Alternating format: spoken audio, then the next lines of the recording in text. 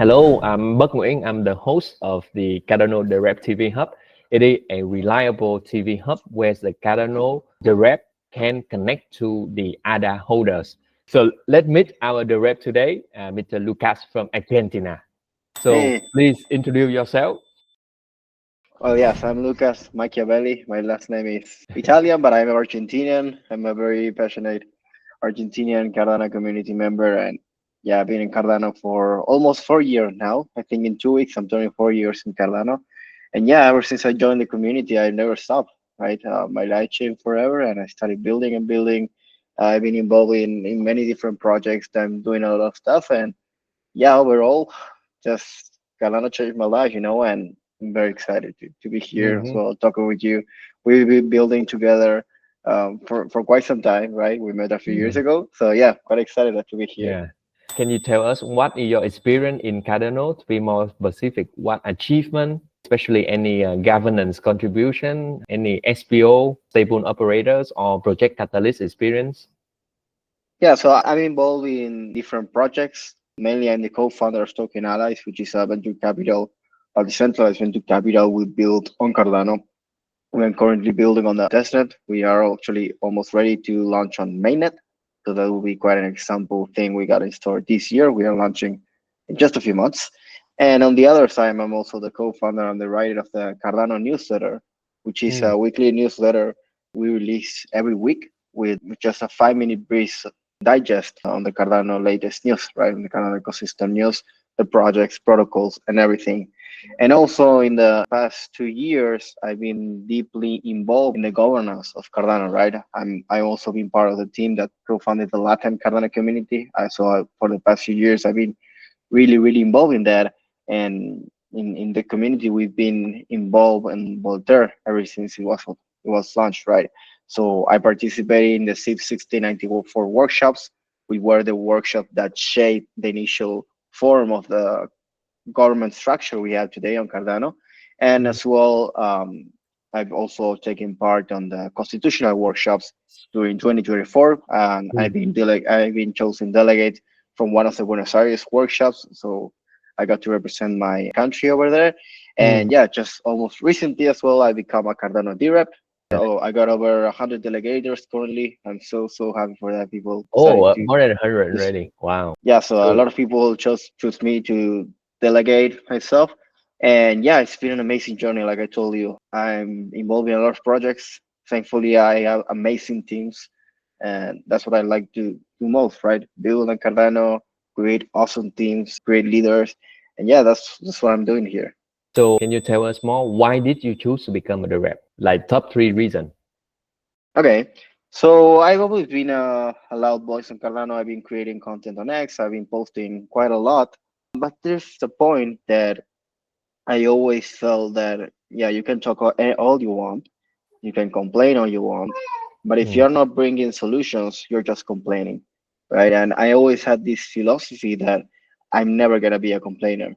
So the second the DRA positions open, I say I'm not gonna be just a complainer on the protocol aspect. I'm just gonna build stuff, right? I've been deeply involved in many areas of the ecosystems.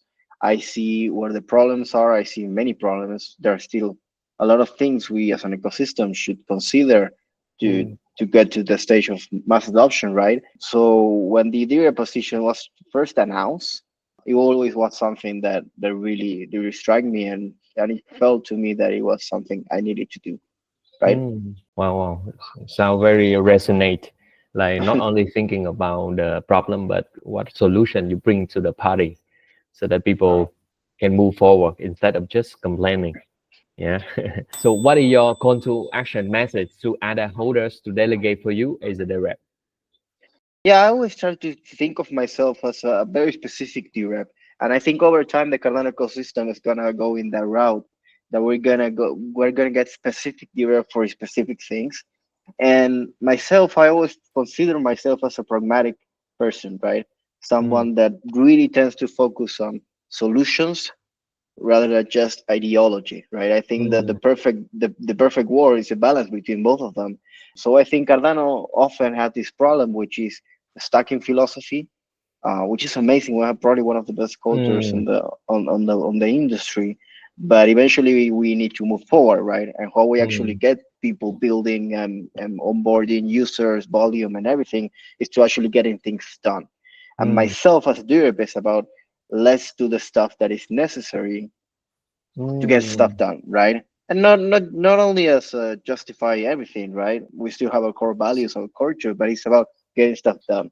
And specifically on my main core of expertise, I think that's gonna be done through proper communication, right? Cardano is amazing in many aspects, but so far we really fail in communicating that, right? If you talk with anyone, what Cardano does, people are gonna tell you different stuff, and I think for the benefits of the early adopters and the next wave of adopters for Cardano, we really need to construct that message to something people understand. People see Cardano and say, this is it for.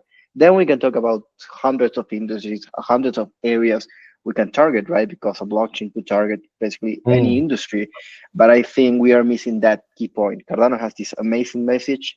If we manage to construct it in a way people identify us for something, we really got a home run on mm, Cardano, right?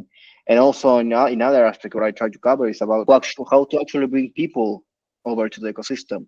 And I feel we are lacking in two main aspects, right? One is business onboarding. mhm, For the past year and a little bit more, I've been talking with many companies here in Argentina mainly. I've been talking with the government and everything. People are really interested in Cardano. People are really interested in what blockchain has to offer, but we still are lacking these methods of way of actually getting those companies on board, right?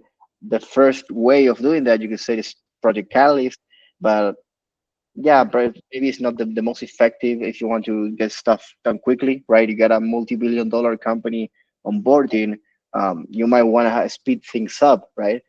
Um, and yeah, I feel that's a thing we should as an ecosystem we should tackle is, and how can we as an ecosystem tackle business onboarding and not just getting funding for those stuff, but actually structuring, right? Imagine if we eventually could create a system where any ambassador or any person building the ecosystem could bring companies from their own local town, from their countries. They could bring mm, governments. Imagine we get a proper system to actually get that and incentivize that. How much farther along could we be as an ecosystem, right? So yeah, that's the yeah, second topic I really want to tackle, and I think that could be the thing that make Cardano different from every other blockchain is actually getting a powerful business onboarding strategy. And mm, my third point is really tied to the second one, is in actually getting funding, right? You're a builder on the Cardano ecosystem. I'm a builder, and for years now, we've been suffering and struggling to actually get things done, right? Getting funding, not only from project catalysts, but also from investment funds and whatever. Cardano has these amazing builders, but we are lacking the funding to actually expand on that. We have amazing ideas, but without funding, ideas just are ideas, right? mm. So yeah, that's sort of the three main topics I'm trying to cover as DRep. Yeah, I really hope that if people want this and see the huge need we have for this stuff, Yeah. people choose to support me. Wow, wow. Very insightful. I like the pick up the three keywords actually. Pragmatic, that bring from philosophy to the pragmatic application. The second one is local insight, that you understand the local and bring it into the global scale. And then the third one, how to get the funding in a suitable manner. Yeah, so it's communications, funding, and be a Uh-huh. proper building business onboarding mechanism. If you get So, those three done, to the we're on our moon. way. Yeah. Yeah, yeah.